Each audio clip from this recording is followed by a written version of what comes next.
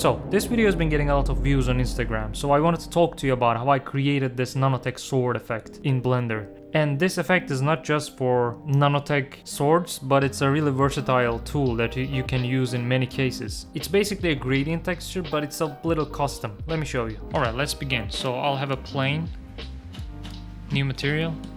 We're gonna need a transparent.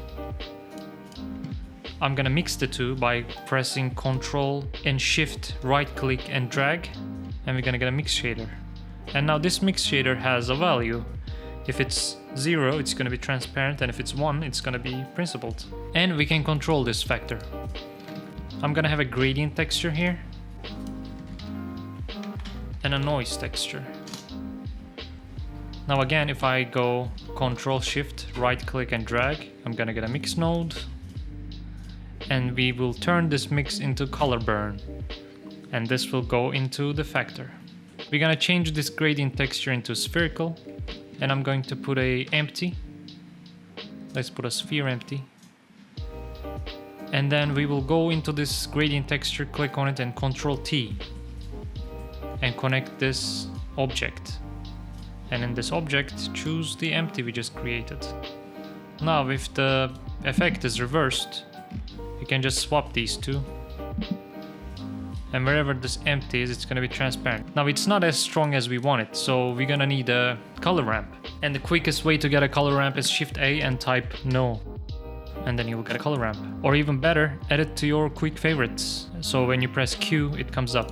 Shift A, convert color ramp, right click, add the quick favorites. If we crush these values together, we're gonna be able to see what we're doing better. It's gonna be a sharper effect. It's not working like how we want it because gradient needs to go into A and noise needs to go into B. Now it's going to be a spherical fade. Let's add the same thing to this guy. He already has a similar material, but let's put it. Now, wherever this empty is, it's going to be transparent. You can use it to switch in between different materials as well. So this could have been an emission, for example. Or if you copy everything like this, and then let's mix the transparent right here. Use this as a factor. And if we play with these values a little, and you can get some complex stuff like this. I mean, this is a quick example, but you know.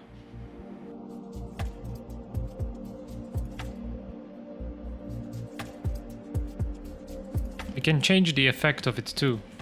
If you play with scale, detail, roughness, distortion. We can put other things into the vector, such as Voronoi. I think that's what I used for the blade. If you put this distance here, change this to Chebyshev, play with the scale, and you can get different effects. It's really versatile. And what I do is, so I'll take these and press Ctrl G to turn them into a node group. And in here, we can connect some of the controls outside, like I usually have this part outside, so I'll connect that there, scale. So we can play with these values outside. So if you press tab, you can get out of that node group. And if you're using your node presets add-on, you can just have them here. All of your favorite nodes that you use often. So I have the gradient like this. And to control this, you go Ctrl T, delete this image texture, connect the vector to vector, and connect object, choose the empty.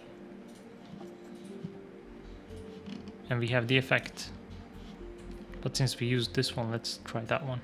This was a quick tutorial telling you about one of my favorite and most used nodes. I hope you found this useful, and I hope to see you in the next one.